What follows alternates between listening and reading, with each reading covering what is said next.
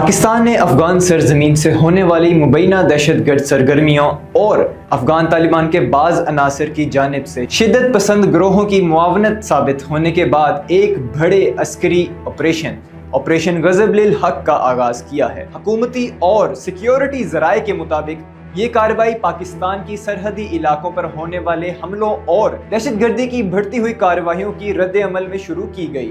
اطلاعات کے مطابق آپریشن کے دوران پاکستانی مسلح افواج نے افغانستان کے اندر موجود ان مقامات کو نشانہ بنایا جہاں سے مبینہ طور پر پاکستان مخالف عسکریت پسند گروہوں کو سہولت فراہم کی جا رہی تھی۔ سرکاری بیانات کے مطابق کارروائی میں اب تک سینکڑوں افغان طالبان جنگجو ہلاک اور زخمی ہو چکے ہیں۔ وزیر اطلاعات عطا اللہ تاڑر کے مطابق ایک مرحلے پر ہلاکتوں کی تعداد 464 تک پہنچ گئی جبکہ 665 سے زائد افراد زخمی ہوئے۔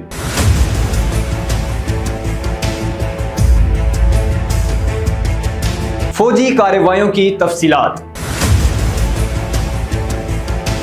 سیکیورٹی ذرائع کے مطابق اس آپریشن میں پاکستان نے سرحد پار متعدد فوجی اور عسکری اہداف کو نشانہ بنایا۔ حکام کا کہنا ہے کہ افغان طالبان کی 180 سے زائد چیک پوسٹ تباہ کی جا چکی جبکہ 30 سے زائد اہم پوسٹوں پر قبضہ کیا گیا۔ 190 سے زائد ٹینک اور بختر بند گاڑیاں ناکارہ یا تباہ کی گئیں۔ افغانستان کے مختلف علاقوں میں درجنوں فضائی حملے کیے گئے۔ کارروائیاں بنیادی طور پر ان مقامات پر مرکوز تھیں جہاں مبینہ طور پر تحریک طالبان پاکستان اور دیگر گروہوں کے مراکز موجود۔ سیکیورٹی حکام کے مطابق ان حملوں میں فوجی تنصیبات، اسلحہ ڈپو، تربیتی مراکز اور وہ انفراسٹرکچر نشانہ بنایا گیا جو پاکستان مخالف دہشت گردی کے لیے استعمال ہونے کا دعویٰ کیا جاتا ہے۔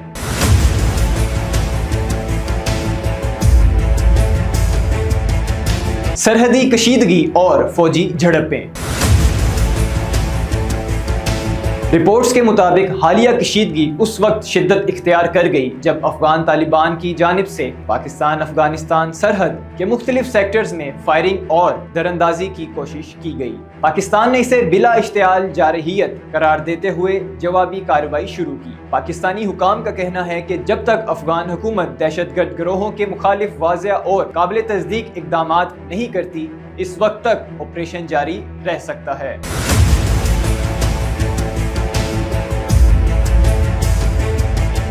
عالمی رد عمل۔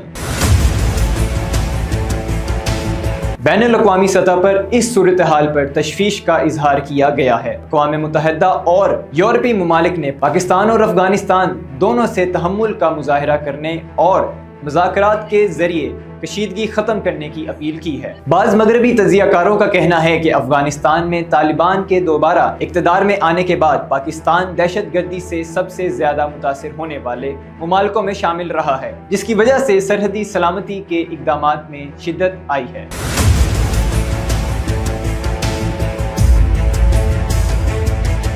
پاکستان کا موقف۔